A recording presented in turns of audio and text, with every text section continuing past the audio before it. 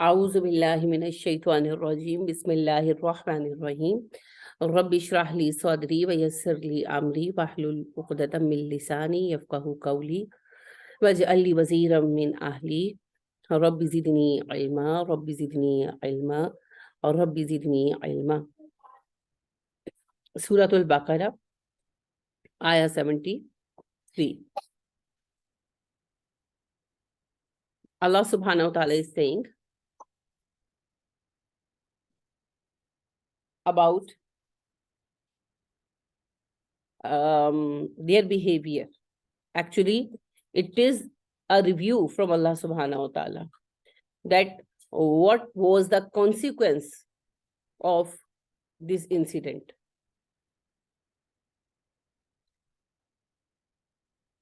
Allah subhanahu wa ta'ala showed them a miracle, gave them a sign from him just to awaken their soul, just to provoke their wisdom. Therefore, Allah subhanahu wa ta'ala is saying, وَيُرِيكُمْ آيَاتِهِ لَعَلَّكُمْ تَعْقِلُونَ. We showed you our signs so that you may understand, you may use your wisdom. But what was the effect? What was the result? ثُمَّ قَسَتْ قُلُوبُكُمْ مِنْ بَعْدِ ذَلِكَ. But even after seeing that, your hearts became hard. فَهِيَ كَالْحِجَارَةِ, like a rock. أَوْ أَشَدُّ قَسْوَةً, or even harder.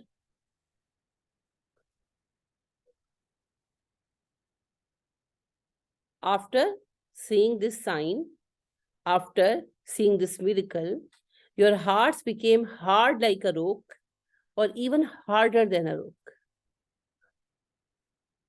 What does that mean? Allah subhanahu wa ta'ala is describing their behavior, their attitude, that after observing this miracle, you should be humble, you should be obedient, but you were not ready to accept the guidance. You became more unobedient. You were more stubborn, and it made your hearts harder than the rocks. وَإِنَّ مِنَ الْحِجَارَةِ لَمَا يَتَفَجَّرُ مِنْهُ الْأَنْهَارُ, for there are some rocks from which rivers gush out. There are some type of rocks, all rivers are flowing through different mountains. So Allah subhanahu wa ta'ala is saying that even stones, even rocks, even mountains have Allah's fear, and they are doing what Allah subhanahu wa ta'ala ordered them to do. وَإِنَّ مِنْهَا لَمَا يَشَّقَّقُ فَيَخْرُجُ مِنْهُ الْمَاءُ, and there are some rocks which break asunder and water comes out of them.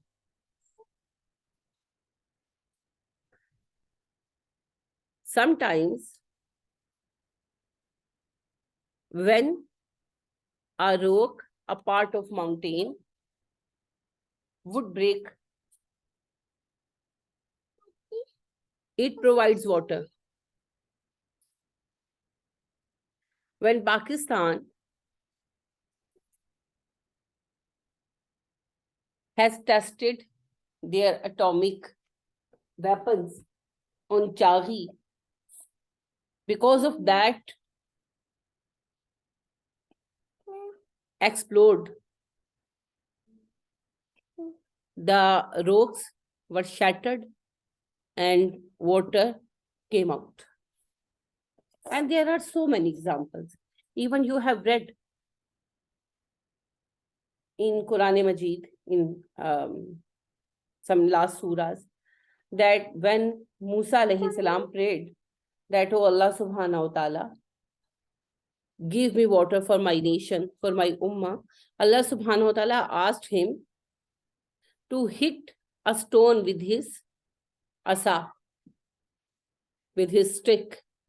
And when he did this, 12 different streams came out, rush out. So Allah subhanahu wa ta'ala is telling us that even stones and rocks and mountains are a creature of Allah subhanahu wa ta'ala, and they are obedient. Wa inna min halama yahbitu bin hasyatillah, and there are some fall down with the fear of Allah. But does that mean that even a stone, a mountain range also has a fear of Allah subhanahu wa ta'ala? Because for us, it is lifeless. But in front of Allah, it is also a creature. Every creature has a type of life in it. But Allah subhanahu wa ta'ala keep it hidden from us, so we can live our life easy. So Allah subhanahu wa ta'ala is saying, usually we also use this phrase that you are a hard-hearted person. In Urdu, we used to say sang dil. What does that sang dil? Heart is hard like a stone. So Allah subhanahu wa ta'ala is saying that your hearts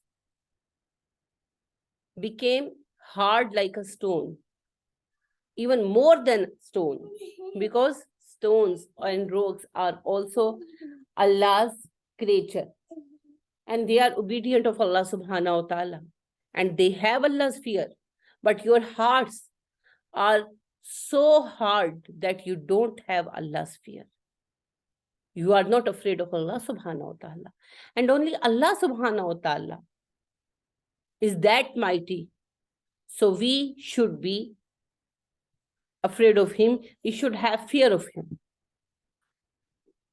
We should think about the accountability of Allah in front of Allah subhanahu wa ta'ala.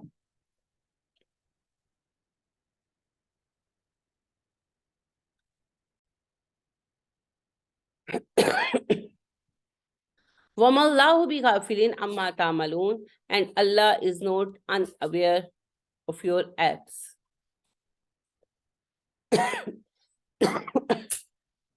Allah subhanahu wa ta'ala is warning us that I know what are you doing. I am not dependent on reports of angels. This report is just for your satisfaction. This is a file for your information, not for me. So Allah subhanahu wa ta'ala is directly keeping an eye on us, and he knows what we are doing. Afatatmauna. Now Allah subhanahu wa ta'ala is addressing the Muslims, the believers. Afatatmauna an yu'minu lakum. O believers, do you still hope that they will believe in what you say?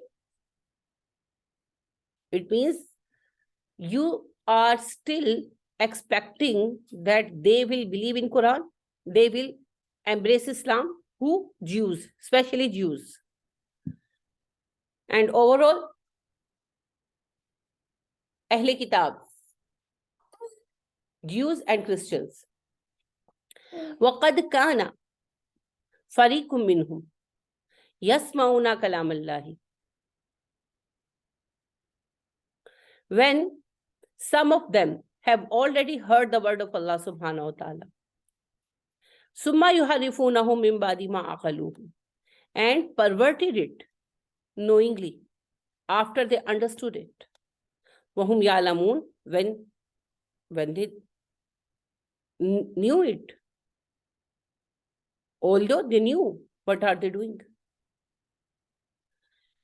Now Allah subhanahu wa ta'ala is putting a question in front of Muslims, in front of believers. I have told you before that Ansar, who were residing in Medina, they were living with Jews from centuries. So obviously they have friendships, they have a relationship between them. It's a natural process. But now Jews were creating problems again and again. And Ansar, Muslims of Medina, were asking for time when Messenger of Allah, Muhammad sallallahu alaihi wasallam, raised a question about their behavior. Ansar used to request him that give them some time. They are very good people. We are having discussions with them. Inshallah, with the grace of Allah, by the grace of Allah, they will change. They will embrace Islam because they were clear-hearted people. They were not hypocrites. So Allah subhanahu wa ta'ala put a question in front of them that still do you think that Jews will accept the Quran? They will accept the messenger? They will embrace Islam? Still do you think? Although you know that the group of scholars who understood the book, which book? Torah, Bible. The group of scholars among Jews who understood the Torah, and after understanding, they used to change its meaning, its wording, its orders. They pervert it. And this is their habit for their political needs, for their economical and socio-economical needs. They used to change the book of Allah subhanahu wa ta'ala. When their behavior is so bad and so humiliating towards Torah, how could they give respect to Quran, which is revealing upon you people? And what they are doing, they know what is it. They are doing it knowingly. It's not a matter of misunderstanding or matter of ignorance. No, they know what are they doing. So nowadays, you can find a group of scholars among Muslims, among us, who is telling wrong things to the people. They can't change the Quran because Quran is under Allah's supervision. No one can change a single word in Quran. So they can't change the Quran, but they are used to tell wrong things to the people, to the common people who are away from Quran. And they used to claim that it is in Quran Majid, it is a Hadith Mubarakah. But normally, they are lying. Why they are doing this? Just for their different vested interests. So Allah subhanahu wa ta'ala is telling Muslims that when a nation is not faithful with his own book, how could that nation will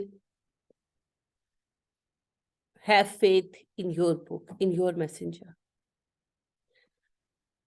وَإِذَا لَقُوا الَّذِينَ آمَنُوا, when they meet the believers, قَالُوا آمَنَّا, they say, we too are believers.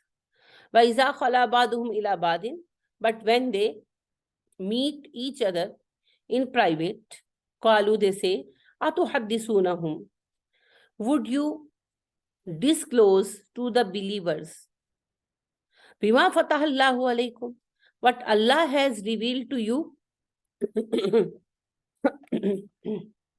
لِيُحَاجُّوكُمْ, so that they may use it as an argument against you. Bihi inda rabbikum, in the court of your Rabb. Afala taqilun, have you no senses? Are you stupid? Are you idiot? Okay. And other characteristic of hypocrisy, which was very obvious in their character. So Allah subhanahu wa ta'ala is saying, whenever they meet Muslims, they claim that we are also Muslims. But they are not Muslims actually. They are not ready to embrace Islam. So this is the hypocrisy. If a person will claim that I am a Muslim, and in fact, he is not ready to accept Islam, this is what the hypocrisy is all about. So they were hypocrites. So Allah subhanahu wa ta'ala is saying them, when they meet you, they claim we are Muslims. But when they are together in private, they scolded each other. They scolded each other. Why do you disclose the orders of Torah to these believers? What do you want? You want that they use it in the court of Allah subhanahu wa ta'ala on the day of judgment against you, as a dalil, as an argument, as a proof. Don't you have wisdom? Are you a stupid person? What does it show? Actually, it shows that they thought, if we will not disclose the true teachings of Torah, and people will be unaware of these teachings, then even Allah subhanahu wa ta'ala will also be unaware of them. And at the day of the judgment, when Allah subhanahu wa ta'ala will ask us about our acts, about our deeds, He could not ask us about these things because He has no knowledge about it. So this was their concept of Allah, that if we will tell Him something, then He knows, and if we will hide something, He could not know it. If a person will claim something on the day of the judgment, then the other will be answerable. And if no one will claim on the day of the judgment against us, then Allah subhanahu wa ta'ala will never ask us about our acts. Both things are wrong. On the first hand, Allah subhanahu wa ta'ala knows everything. He knows the desires. He knows our desires. He knows our thoughts. He knows what we are having inside our hearts. He knows us completely. On the other hand, when Allah subhanahu wa ta'ala will take our session of question answer on the day of the judgment, Allah subhanahu wa ta'ala can ask us everything. If He will spare something, it would be His grace. There is no secret for Allah subhanahu wa ta'ala. And Allah subhanahu wa ta'ala has no limit of power and authority. So He knows everything and He can ask anything from anyone. Therefore, Allah subhanahu wa ta'ala is replying the Yahuds, the Jews. Awala ya'lamuna anna Allah ya'lamu ma yusiruna wa ma yulinun. Do they not really know that Allah knows what they conceal and what they reveal? Don't they really know? Actually, they have misunderstandings about the concept of Allah subhanahu wa ta'ala. And this misconception misled them. So remember that Allah knows everything. So this was the situation of scholars among Jews. And unfortunately, nowadays, majority of the scholars among Muslims are similar. So we should be ready to learn Quran. We should manage our time to learn Quran, so we can understand it ourselves and we can understand Allah's book and Allah's rules ourselves, and we can choose the right path with the help of this knowledge. We should not rely on others only. Allah subhanahu wa ta'ala will make this knowledge easy for us, for every Muslim. Ameen. سبحانك اللهم وبحمدك ونشهد أن لا إله إلا أنت ونستغفرك ونتوب إليك. السلام عليكم ورحمة الله.